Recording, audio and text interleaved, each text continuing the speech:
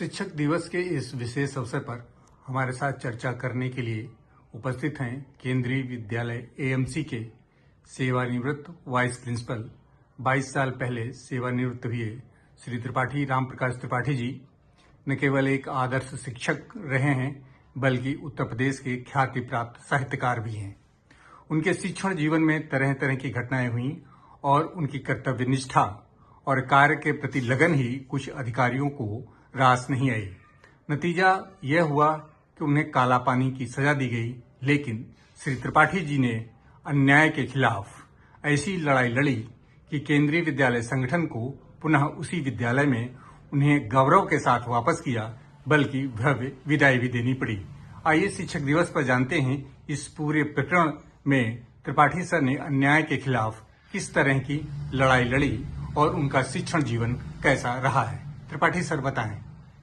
मैं एएमसी में जिस कर्तव्य निष्ठा के साथ शिक्षण कार्य कर रहा था, उसमें कुछ लोगों को हमारी गतिशीलता, हमारी गत्यात्मकता इतना खलती रही कि उन्होंने मुझे 3 वर्ष नेशनल अवार्ड के लिए सिफारिश तो की और कलम तोड़ करके सिफारिश की, लेकिन प्राचार्य ने लिखा कि हमारी फॉरवर्डिंग हमको विड्रा करने की अनुमति दी जाए। अनुमति तो नहीं मिली, लेकिन मुझे नेशनल अवार्ड 97, 98 क्रमशः और 88, 89 में विशिष्ट शिक्षक सम्मान और इससे पहले संगठन की पत्रिका में भी एक सम्मान दिया गया और ये 3 बड़े सम्मान देकर बाद में अपमानित करने का षड्यंत्र भी किया गया। सर, पूरी घटना विस्तार से बताइए आप। घटना क्रम कुछ इस तरह का था कि 97, 98 में जब अवार्ड मिल गया तो कुछ लोगों के क्रुद्ध होने का, नाराज होने का स्वाभाविक धर्म था। वो षड्यंत्र में लगे रहे और मुझे 97, 98 में इस सर्वोच्च सम्मान के मिलने की प्रतिक्रिया केंद्रीय विद्यालय number 1 port Blair public sector में ट्रांसफर के रूप में एक अभिशाप सा दिया गया। लेकिन मेरी एक भी न सुनी गई। हमें कार्य मुक्त करने के लिए प्राचार्य ने 7-8 शिक्षकों को बुलाकर अपने कमरे में पहले से प्रतिस्थापित किया और मुझे इस बात के लिए बाध्य किया गया कि आप तुरंत कार्य मुक्त हो जाइए। मैंने सोचा अगर मैं कार्य मुक्त नहीं होता हूं तो मैं विधिक न्याय भी पाने का अधिकारी नहीं होऊंगा।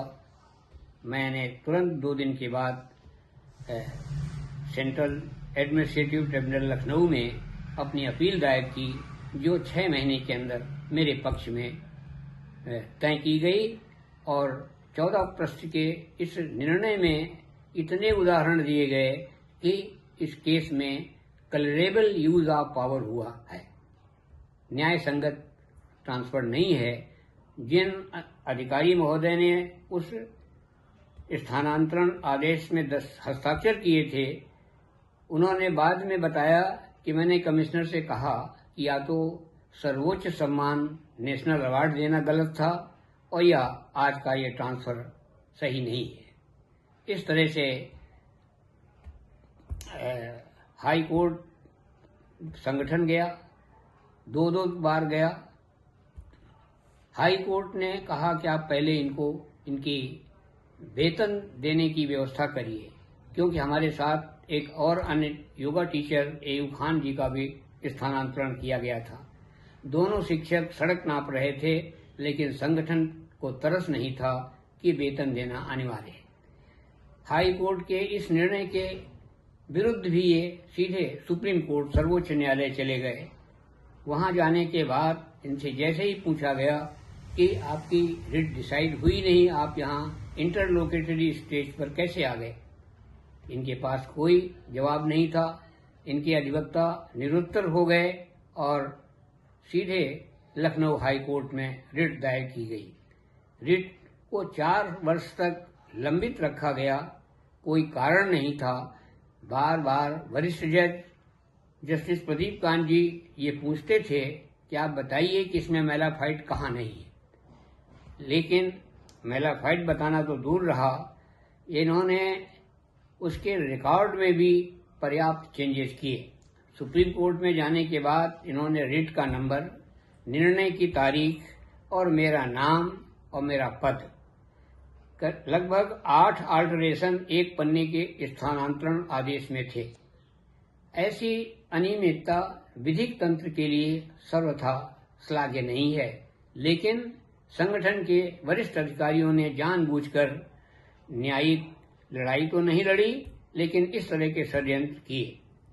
अंततः मुझे सर्वोच्च न्यायालय से भी निर्णय हमारे पक्ष में हुआ और ये कहा गया कि हाईकोर्ट का जो एक विस्तृत निर्णय दिया गया है 14 पेज का, उसको इंटरफियर करने की कोई आवश्यकता नहीं है। इस तरह से स्थानांतरण का ये क्रम चलता रहा और मुझे फिर पुनः कैट के निर्णय के आलोक में फिर एएमसी में बुलाकर घर से सेवा में लिया जाता है और 6 माह बाद हमारा अवकाश ग्रहण का समय आ जाता है। अक्टूबर 2003 मुझे भावपूर्ण विदाई देकर स्कूल से विदा किया जाता है और मैं तब से लगातार साहित्य सृजन में, सांस्कृतिक कार्यक्रमों में, सामाजिक सेवा में संलग्न रहता हुआ जीवन यापन कर रहा हूँ। सर, ये जो आपका सेवानिवृत्त के बाद जो साहित्यिक आपकी साधना है, वो किस तरह से चल रही है और किस तरह के आप सामाजिक संस्थाओं में अपनी सक्रिय भागीदारी दिखा रहे हैं? मैं स्थानीय लखनऊ की चर्चित संस्था नव परिमल, जिसके पोषक संस्थापक अध्यापक थे तत्कालीन आकाशवाणी के निदेशक मदन मोहन सिन्हा मनुज, जिस क्षण वो पोर्ट ब्लेयर से यहाँ आए थे उस वर्ष से ही उन्होंने मुझे नव परिमल से जोड़ा था और मैं पहले उस संस्था का महामंत्री भी रहा और संप्रति इस समय मैं उसका उपाध्यक्ष हूँ, जिसकी नियमित गोष्ठियों में मैं भागीदारी भी करता हूँ। और न जाने पर लोगों को इस बात की शिकायत होती है कि अगर आप जैसे लोग आना यहाँ बंद कर देंगे तो संस्था का भविष्य क्या होगा। सर, शिक्षक दिवस पर आप शिक्षकों के लिए क्या संदेश देना चाहेंगे? विशेष रूप से मैं चाहूंगा कि शिक्षण से जुड़ा हुआ व्यक्ति राजनीति से दूर रहे, क्योंकि उसका जीवन जिन कोमल मस्तिष्क के बच्चों के बीच में होता है, वहाँ राजनीति की कोई आवश्यकता नहीं है। सामाजिक सरोकार, उनके बाल जीवन का उन्नयन, उनका बौद्धिक विकास, ये शिक्षक का मुख्य उद्देश्य होना चाहिए और ये कार्य करने में जो जितना सफल होगा वो उतना उत्कृष्ट शिक्षक कहलाएगा। सर, वर्तमान में कुछ शिक्षकों की भूमिका पर भी सवाल उठ रहे हैं, उसको आप किस नजरिए से देखते हैं? मैं मानता हूं कि पैसे का वर्चस्व बढ़ा है, लेकिन शिक्षक को केवल पैसे के वर्चस्व में रहकर जीवन यापन करना यथेष्ट नहीं है।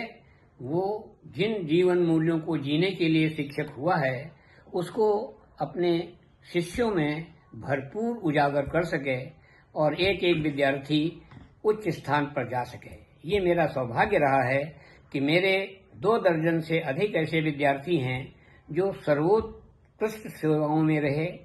आईएएस से लेकर एयरफोर्स में दूसरे पद पर अनिल खोसला जी रिटायर हुए थे, तब भी उन्होंने अपने समय के 17 शिक्षकों को याद किया था केंद्रीय विद्यालय नंबर 1 चकेरी कानपुर में, और सबको अपने परिवार के साथ सम्मानित किया। धन्यवाद सर।